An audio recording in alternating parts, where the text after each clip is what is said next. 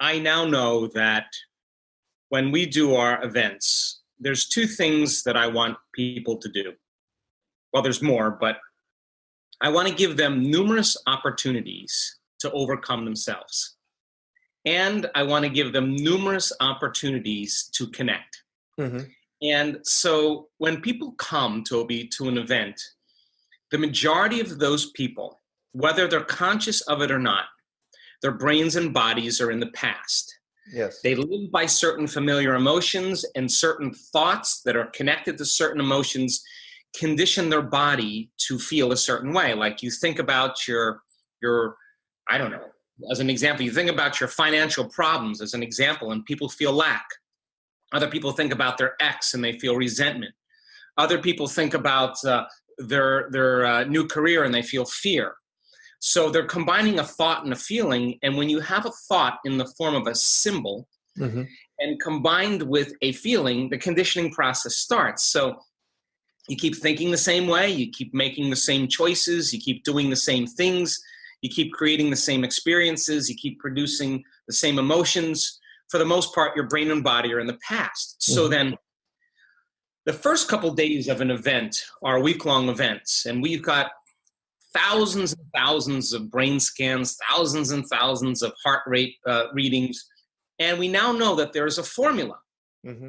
that if you follow the formula, then you are going to slowly overcome yourself. So how do we overcome ourselves? Well, you got to take your attention off your body, which is where most people's attention are. You got to take your attention off the people in your life. The stronger the emotion that you have associated with some person, good or bad, the more you pay attention to them. So you got to take your attention off those people. You got to take your attention off your cell phone, your computer, the things you own, the place you sit, the place where you live, the place you work. And you got to get beyond time, thinking about the future or the familiar past. And that's what we call getting beyond the self. So we give people numerous opportunities to get beyond their past, present reality and their personality that's connected to the past. And we work with having them find the sweet spot of that present moment. Now, once they hit that sweet spot of the present moment, Toby, that's, according to the quantum model, where all possibilities exist.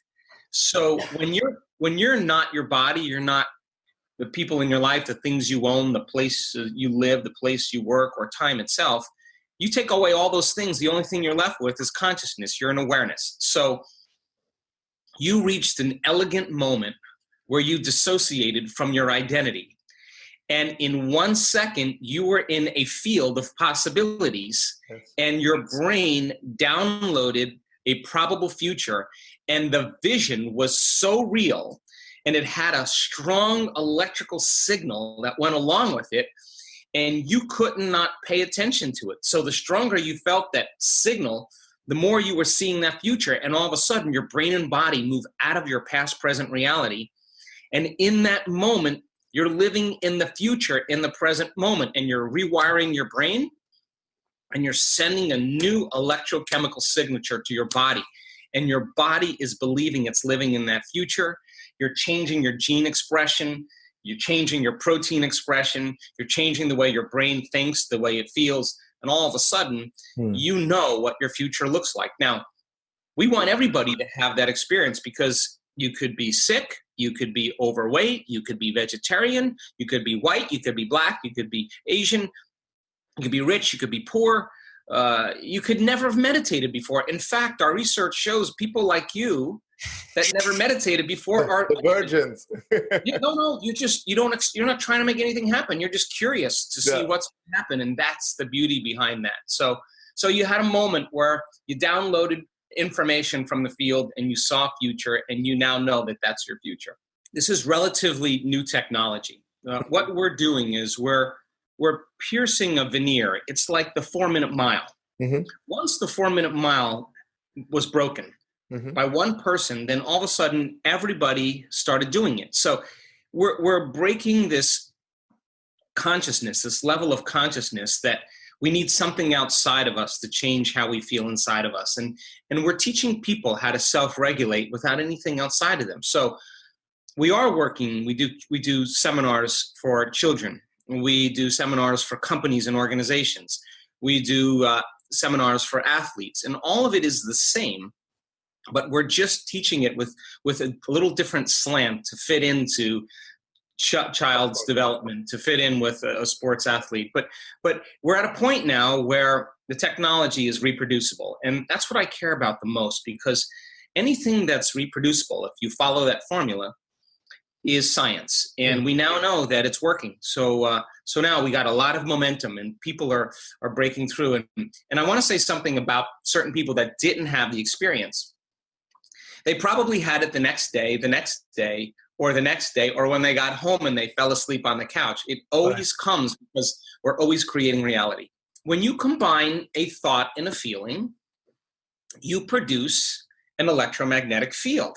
Mm-hmm. So I always say thought is the electrical charge and feelings are the magnetic charge. And how we think and feel broadcasts an electromagnetic signature. So is it possible then that when they do that, they're able to influence three-dimensional reality? Now, why is that significant for you and I? Because if you apply that to a future that you're creating, then if you're creating from the field, and not from matter, not as your body, not as your personality, not as things, but as an awareness in the field, then it's entirely possible then that you don't have to go anywhere to get what you need. Like go get your money, go get your new job, go get your new relationship, or go get your health. That's matter to matter, and it takes time to do that. But when we can create a coherent brain, and our research shows that our students can, and a coherent heart, and our students are very good at that, then you're admitting a very organized, coherent field. And if you're creating from the field, and the field creates matter, then you will draw your reality to you.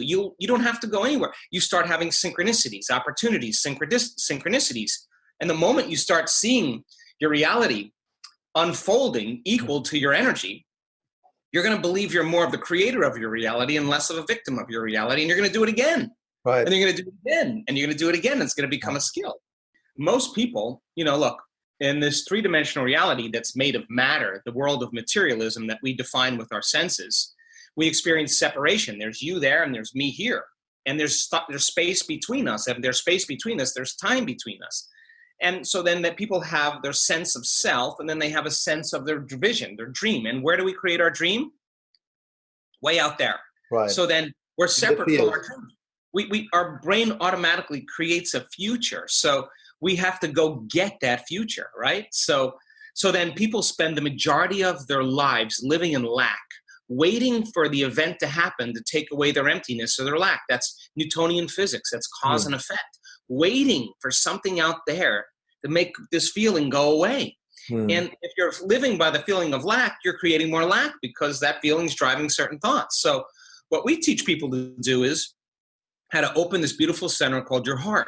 Because when you start elevating your emotional state, and you can really make this a practice, your body begins to emit a very coherent magnetic field that's up to 3 meters wide. And now that's an energy, and that energy is a frequency, and that frequency can carry information. It can carry the thought of your health. It can carry the thought of your wealth. Suffering can't carry the thought of your wealth. It just doesn't align with the frequency. Right. So then teaching people how to make that a habit and broadcast that signature while their eyes are open, while they're in a business meeting, while they're in traffic, while they're waiting at the bank, while they're brushing their teeth. It's just a natural energy that they wear. Then it starts becoming very common. Yeah. So that if you're feeling the emotion of gratitude that's connected to your future before it's happened, then you're not looking for it any longer because you feel like it's already happened. So now that then begins to create the magic. And I want people to be able to stay in that state. We have people in their 80s where we do a challenge activity because we have been practicing for almost 10 years now, teaching our students how to sustain heart coherence and brain coherence, but they've been doing it in a room with 1,000 other people or 1,500 people, and there's music, and everybody's safe, and there's lights, and they close their eyes, and they can focus inward. But now that we know that they can do that, why not challenge them and put them in a situation that could evoke a survival or stress emotion, Mm-hmm. or activate a program where they go unconscious.